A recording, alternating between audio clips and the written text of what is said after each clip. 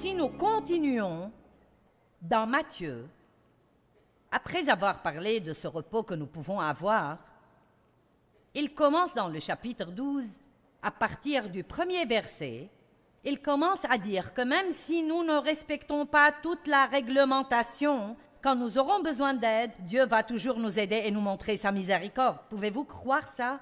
Même si vous ne faites pas tout comme il faut et que vous demandez à Dieu de vous aider, quand vous avez un besoin, Dieu va toujours vous aider.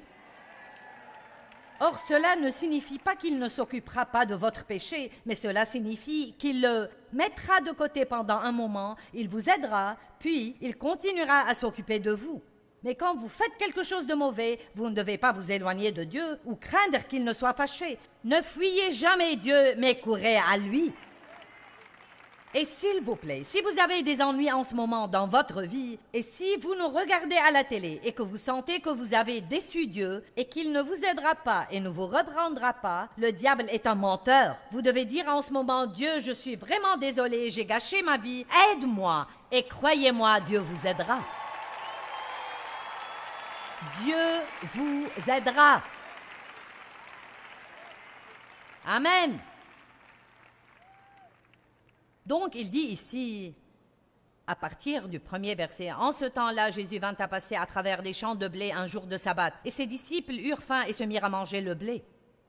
Ils avaient le besoin, ils ont mangé le blé. Et les pharisiens, voyant cela, et à propos, le diable est un pharisien en chef, lui dirent, « Regarde, regarde, regarde. » C'était ce stupide diable. « Regarde, vois ce que tu as fait. » Et non seulement il vous fait voir tout ce que vous faites, mais encore tout ce que font tous les autres. Voilà, tes disciples font ce qui est illégal et ce qu'il n'est pas permis de faire le sabbat. Et il leur répondit, n'avez-vous pas lu ce que fit David lorsqu'il eut faim, lui et ses compagnons, comment il est entré dans la maison de Dieu et comment ils ont mangé les pains de l'offrande, qu'ils n'avaient pas du tout le droit de manger? Mais le message ici est d'accord. Il y avait une règle qui dit de ne pas faire ça, donc ils respectaient normalement ça. Mais maintenant, tout d'un coup, ils avaient un besoin. Et Dieu a dit, oubliez la loi, vous avez un besoin et je vais vous aider. Pourquoi? Parce que la miséricorde est plus importante que toute autre chose. Dieu est miséricordieux et il veut que nous soyons miséricordieux. Il y a des gens ici qui ont besoin de recevoir la miséricorde de Dieu pour eux-mêmes. Arrêtez d'être si dur envers vous-même. Vous devez faire une pause. Vous devez arrêter de compter et dire, Dieu n'est pas fâché contre moi. Je ne suis pas un raté. Dieu n'est pas du tout déçu. Je ne lui donne pas moins qu'il ne prévoyait. Vous savez pourquoi? Dieu savait exactement quoi attendre de vous. Dieu n'est pas comme l'entraîneur qui a laissé le petit garçon jouer au baseball. Et l'équipe gagnait jusqu'à ce que le petit garçon ait joué et a été éliminé dans le 9e tour de batte et a fait perdre l'équipe. Et donc maintenant, l'entraîneur est déçu par le petit garçon. Dieu savait déjà qui vous étiez avant même de vous faire entrer dans le jeu. Amen.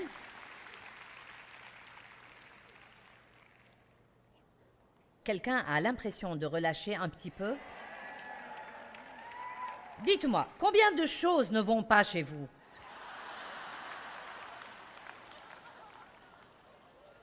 Et combien ne vont pas chez moi? Si vous faites une liste de tout ce qui ne va pas chez vous, quelle serait sa longueur?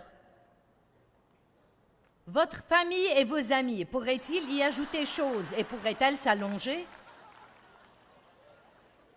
Ce serait une idée effrayante, n'est-ce pas? Mais voici la bonne nouvelle. Dieu veut que vous arrêtiez de faire des comptes. Amen. Dieu veut que vous arrêtiez de faire des comptes. Maintenant, qu'arrive-t-il quand vous vous attirez des ennuis? Laissez-moi vous lire l'histoire de l'homme qui est tombé dans une fosse. Il y avait un homme qui est tombé dans une fosse.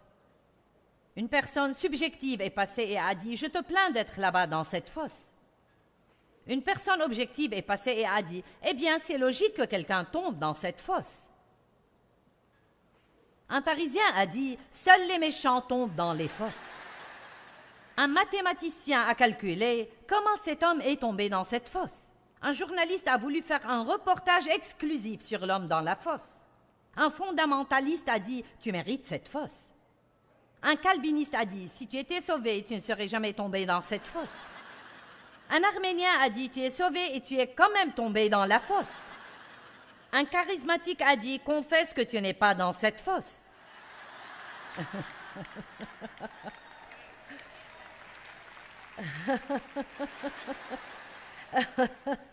Un réaliste est passé et il a dit « Maintenant, frère, c'est une fosse ».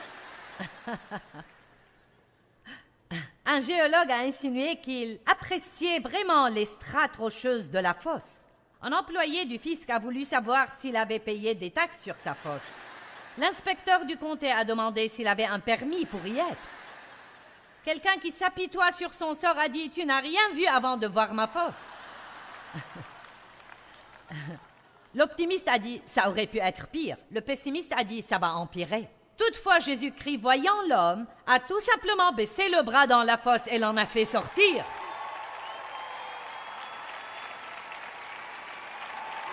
Ça alors. Tous les autres peuvent théoriser avec nous sur pourquoi nous sommes tombés dans la fosse et que c'est notre faute d'être tombés dans la fosse et que nous n'en sortirons jamais. Jésus baisse tout simplement le bras et nous fait sortir de cette fosse. Amen. Si nous essayons de vivre sous la loi exige de tout noter dans un dossier. Combien d'erreurs ai-je fait? Combien de bonnes œuvres ai-je fait? Comment puis-je m'acquitter de ces erreurs? Combien de temps ai-je prié? Combien de chapitres de la Bible ai-je lu? Et je faisais ça autrefois et j'ai écouté un message qui dit que nous devrions prier au moins 1 heure par jour. Et chaque fois que je ne priais pas 1 heure, je sentais que je n'étais pas à la hauteur et que je ne faisais pas ce que je devrais faire. Quelqu'un a fait ça? Eh oui, Jésus dit à ses disciples, « Vous n'avez pas pu prier 1 heure avec moi. » Et je ne dis pas que ce ne pourrait pas être une bonne indication à utiliser, mais vous ne pouvez pas l'imposer aux gens comme une loi. Je ne monterai pas en chair pour dire à quelqu'un, « Tu devrais prier 1 heure tous les jours. » Et ne me demandez pas combien de temps je prie, car je ne vais pas vous le dire. Vous dites, pourquoi tu ne vas pas nous le dire? Parce que je ne veux pas que vous essayiez de faire ce que je fais, et je ne sais même pas combien de temps je prie de toute façon. Or, il y a eu de nombreuses années où j'aurais pu vous dire, car je notais ça probablement tous les jours. Et j'avais un petit calendrier. Lis toute la Bible pendant 1 an, et on devait lire 6 chapitres par jour. Et j'avais mes petites coches, et vous savez, je n'apprenais rien, mais je lisais très vite pour pouvoir me maintenir à la hauteur. Et j'étais si fière de ce calendrier. Je l'ai mis sur le frigo de la cuisine pour que quand les gens y entrent, ils disent « Oh, qu'est-ce que c'est? Allez! Oh, je lis la Bible tout entière, chaque année. Oh, wow! » Et je me sentais si fière de moi-même. Et je passais à côté de ce calendrier et je sentais mon orgueil se gonfler. Jusqu'à ce que tout d'un coup, j'avais 36 chapitres de retard. Et quand j'entrais dans la cuisine, je voulais en sortir parce que ce calendrier... Oh, je comptais tout. Je comptais les gens dans les réunions. Et la première chose que je voulais savoir quand c'était terminé, c'était combien de personnes étaient là. Combien, quand? Et Dieu m'a littéralement commandé d'arrêter de compter. David a compté le peuple et il a apporté une malédiction sur le camp. Dieu ne veut pas que nous comptions tout. Pourquoi David a-t-il compté le peuple? Essayait-il de savoir s'il avait assez de soldats pour vaincre l'ennemi? Dieu ne voulait pas qu'il compte quoi que ce soit parce qu'il est plus que suffisant pour nous. Et qu'importe si je lis 10 livres de la Bible par jour et que vous lisez un verset, la seule chose qui compte c'est est-ce que nous sommes tous les deux menés par le Saint-Esprit et est-ce que nous apprenons quelque chose? Qu'importe si je prie 5 heures par jour et que vous priez 10 minutes. Ce qu'il y a c'est que est-ce que nous prions jusqu'au bout? Est-ce que nous finissons le travail? Est-ce que nous suivons tous les deux le leadership du Saint-Esprit? C'est là que vient la liberté. Dieu merci, je ne dois pas être comme vous et vous ne devez pas être comme moi. Et pas seulement ça, nous devons arrêter de raconter à tout le monde ce que nous faisons de toute façon. Je suis endetté, donc je dois travailler. Laissez-moi vous dire quelque chose. J'avais une petite chienne pour environ 13 ans. Elle s'appelait Duchesse et... nous avons dû la faire piquer il y a environ 10 à 12 jours, et c'était dur pour moi. Mais en de rares occasions, elle souillait le plancher. Cela n'arrivait pas souvent, mais elle faisait ça de temps en temps. Et d'habitude, la chose que je trouve bonne, qui fait un bon rapport ici, est qu'elle faisait ça quand il y avait une tempête. Êtes-vous avec moi? Si nous nous comportons mal, c'est normalement au cours d'une tempête dans notre vie. Allez, je prêche mieux que vous ne réagissez. Allez. Bon. Elle baissait la tête et se recroquevillait jusqu'à ce qu'elle m'entende dire d'une voix aimante, « Viens ici. Allez, viens ici. » La même chose que Jésus nous dit dans Matthieu 11, 28. « Allez, venez ici. Venez ici. Allez, ça va, allez. » Mais nous ne nous comportons pas aussi bien que le chien parfois. À l'instant où je disais ces deux mots, « Viens ici », je vous assure qu'à l'instant où elle entendait ces deux mots, elle n'avait plus une once de culpabilité.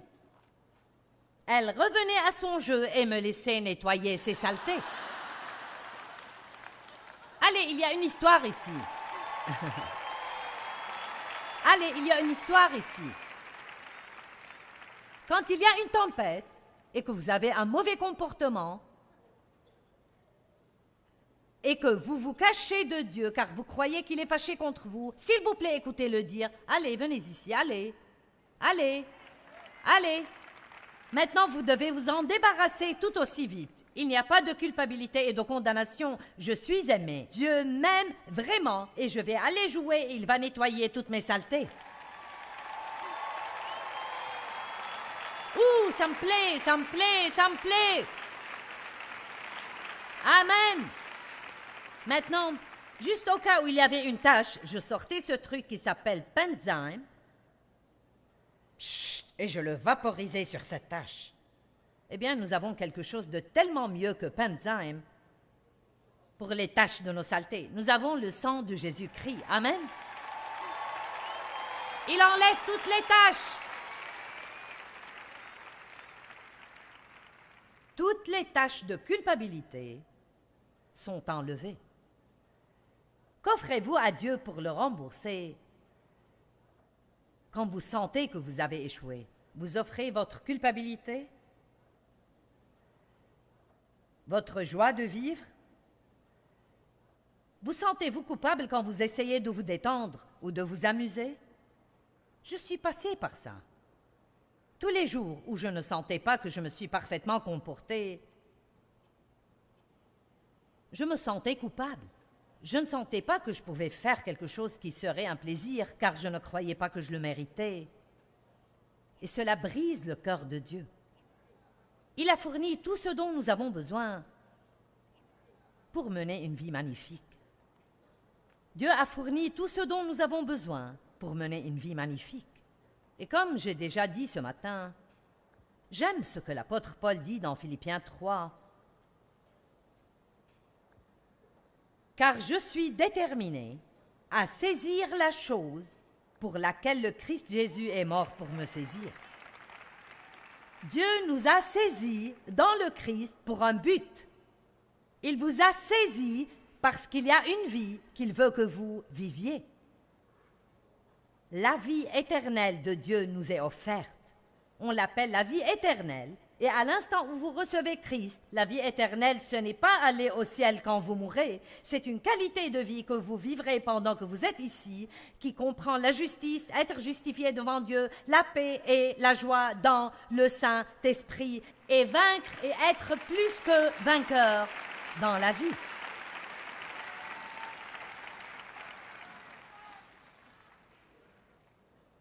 Maintenant, il y a un merveilleux exemple. Eh bien, il y a beaucoup de merveilleux exemples dans la parole de Dieu, mais je veux en partager un avec vous ce soir pour clôturer. Jacob est un exemple magnifique, étonnant de la miséricorde de Dieu. Mais c'est également un exemple excellent de la manière dont vous devez tenir ferme et refuser de vivre sans cette miséricorde. Vous devez surmonter tous les mensonges de Satan. vous devez surmonter la culpabilité et la condamnation. Et vous devez dire, si quelqu'un peut être béni, je peux être béni, car tout le monde est un aussi grand gâchis que moi. Vous dites, oh non, tu ne comprends pas, j'ai fait des choses pires que tous les autres. Vous savez, si vous coupez l'alimentation qui vient dans votre maison 5 fois,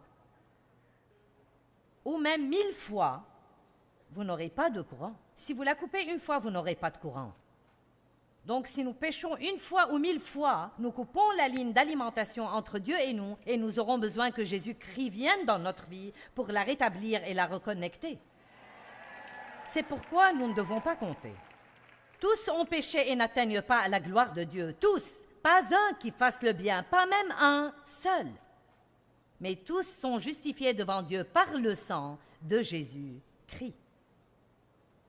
Demain, nous allons avoir un petit camp biblique sur la justice et comment la justice est savoir qui vous êtes en Christ et une guerre spirituelle.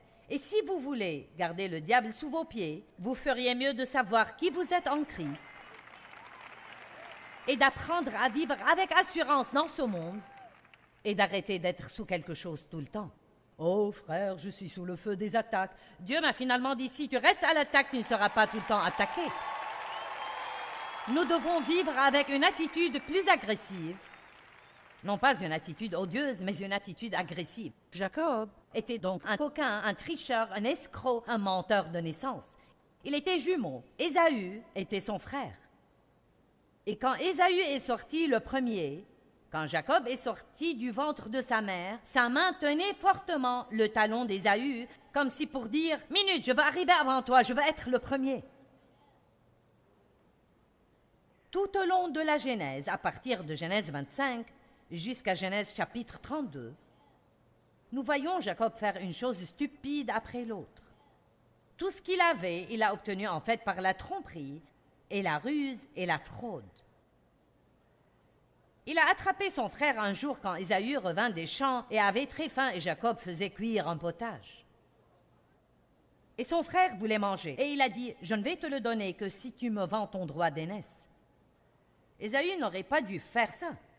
Il n'a pas respecté son droit d'aînesse par ce qu'il a fait, et c'est peut-être pourquoi Dieu a favorisé Jacob. Mais néanmoins, Jacob n'aurait pas dû profiter de la faiblesse de son frère. Dans le chapitre 27, il a volé la bénédiction du premier-né quand Isaac était sur son lit de mort, et il a demandé de lui amener Ésaü pour qu'il prie la bénédiction sur lui, et c'était une chose importante pour eux. Peut-être elle ne l'est pas pour nous, mais c'était la chose la plus convoitée qu'un enfant puisse obtenir. Car quand le Père priait cette bénédiction sur lui, elle ne pouvait jamais être retirée. Il l'a béni, et il a été béni aux yeux de Dieu. Eh bien, Jacob et sa mère ont dupé le père dont la vue était mauvaise. Jacob a fait semblant d'être Ésaü, et Isaac a prié la prière de bénédiction sur Jacob. Donc, sa bénédiction ne pouvait pas être retirée, mais il l'a obtenue par le mensonge et la tromperie et la ruse. Il n'était pas un gars sympa. Puis il a récolté ce qu'il avait semé. Il est allé travailler chez son oncle Laban, et il a admiré une de ses filles, Rachel, et il a voulu l'épouser. Et Laban a dit, je te la donnerai comme épouse si tu travailles chez moi pendant 7 ans. Il a donc travaillé chez lui pendant 7 ans, et en sa nuit de noces, ils l'ont fait boire, et quand il s'est réveillé, il n'était pas avec Rachel, il était avec Léa, qui était la sœur moins préférée. Mon sang, il était exaspéré. Oh oh! Peut-être qu'il récoltait ce qu'il a semé. C'est incroyable combien de fois quelque chose comme ça nous arrive à nous, quelqu'un nous triche et nous nous mettons en colère, mais peut-être que nous récoltons quelque chose que nous avons fait à quelqu'un il y a longtemps et nous n'y avons prêté aucune attention. Non, peut-être pas, qu'importe. Pas vous, je sais, peut-être quelqu'un qui nous regarde. Il a donc dit, travaille chez moi pendant 7 nouvelles années, et je te donnerai Rachel. Il a fait ça et a finalement eu Rachel. Puis il a voulu partir et s'éloigner de son oncle. Donc il a pris tout ce qu'il avait et il est parti. Puis il a eu très peur que son frère Ésaü ne le rattrape. Et laissez-moi tout simplement dire que chaque fois que vous vivez dans la ruse et la tromperie et les mensonges, la peur va vous rattraper. Et vous allez toujours vivre dans la peur d'être attrapé. Donc, et j'adore cette partie, enfin, il en est arrivé au point où il était si misérable qu'il était prêt à avoir une confrontation avec Dieu. Et je crois que certains ici sont prêts pour ça. Et si ce n'est pas ici dans cette salle, peut-être les gens qui nous regardent à la télé dans le monde entier. Maintenant, allons à Genèse 32 pour vous montrer ce que je veux dire. Nous allons avoir un miracle. J'arrive à prêcher mon message tout entier. Le premier ce week-end. Genèse 32. C'est si bon, vous ne devez pas le rater.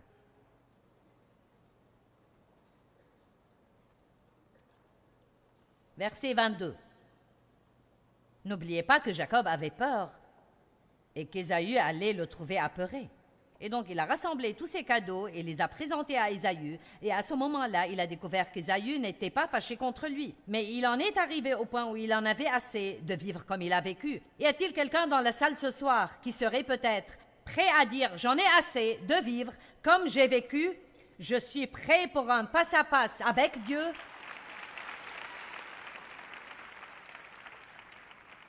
Voilà donc ce qu'il a fait.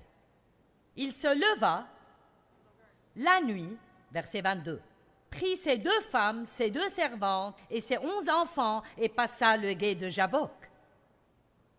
Il les prit, leur fit passer le torrent et le fit passer à tout ce qui lui appartenait. Jacob demeura seul. Et un homme, H majuscule, et la note de bas de page dit qu'il était en fait une manifestation de Dieu lui-même, lutta avec lui jusqu'au lever de l'aurore. Qui a jamais eu un match de catch avec Dieu? Certains d'entre vous pourraient y être en ce moment dans votre vie. Et voyant qu'il ne pouvait pas vaincre Jacob, j'aime ces versets vraiment étonnants. Cet homme le frappa à l'emboîture de la hanche, et l'emboîture de la hanche de Jacob se démit pendant qu'il luttait avec lui. Et puis, l'homme, H majuscule, a dit « Laisse-moi aller car l'aurore se lève. » Et Jacob répondit « Je ne te laisserai point aller, à moins que tu ne me bénisses. » Maintenant, je vous demande combien c'est audacieux. Voici ce menteur, escroc, tricheur, voleur, et il a l'audace de lutter avec Dieu. Et Dieu dit « Laisse-moi tranquille. » Et Jacob dit « Je ne te laisserai pas tranquille, Dieu, avant que tu ne me bénisses. » Vous ne comprenez pas? Eh bien, quelques-uns ont compris. Bon, finissons ça. L'homme lui dit, eh bien, l'homme, c'est-à-dire Dieu, quel est ton nom? Et sous le choc de la prise de conscience, chuchotant, il répondit à l'homme, Jacob. Tous savaient ce que leur nom signifiait. Son nom voulait dire évinceur, intrigant, filou, escroc. Il a lutté avec Dieu et tout d'un coup, Dieu lui a fait faire un face-à-face avec sa réalité. Donc il dit à Dieu, je ne te laisserai point aller sans que tu m'aies béni. Et Dieu lui dit, je ne peux pas te bénir avant que tu ne fasses face à ta réalité. Allez maintenant. Allez. Je ne peux pas te bénir avant que tu ne fasses face à ta réalité. Ensuite, il lui dit, verset 28, « Ton nom ne sera plus Jacob, évinceur, mais Israël, lutteur avec Dieu, car tu as lutté avec Dieu et avec des hommes, et tu as été vainqueur. » À ce moment-là, Jacob lui dit, « Je te prie, fais-moi connaître ton nom. » Et il dit, « Pourquoi demandes-tu mon nom? » Et l'homme, l'ange de Dieu, bénit Jacob là. Maintenant, attendez un peu, parce qu'il y a encore mieux. Et Jacob appela le nom du lieu Péniel, la face de Dieu, disant, « Car j'ai vu Dieu face à face, et mon âme a été sauvée et non perdue. » Et comme il passait Péniel, Le soleil se levait sur lui et il boitait à cause du coup sur sa cuisse. Et voici le tableau que je vois. Ici, ce coquin, escroc, farceur, voleur, menteur, en a eu assez de sa vie. Il a dit, je vais confronter Dieu. Il a commencé à lutter avec Dieu. Dieu, je veux que tu me bénisses. Je ne vais pas te laisser aller avant que tu ne me bénisses. Et Dieu a dit, tu dois faire face à ta réalité. C'était un genre de repentir. Et il a fait face à sa réalité. Mais Dieu lui a laissé une boiterie. Il est parti avec sa bénédiction, bien qu'il s'éloignât en boitant. Et nous avons tous une boiterie. Nous avons tous quelque chose dans notre vie qui est un peu imparfait. Mais vous savez quoi? J'ai décidé de boiter avec mes bénédictions. Je ne vais pas m'en passer. Alléluia! Allez, est-ce que vous êtes d'accord avec moi? L'amour de Dieu pour vous ne dépend pas de votre performance. Et c'est une excellente nouvelle. Donc, quelle que soit votre opinion sur vous-même, ou combien vous êtes déçu, ou combien vous êtes fâché contre vous-même, n'oubliez pas, Dieu n'est pas fâché contre vous.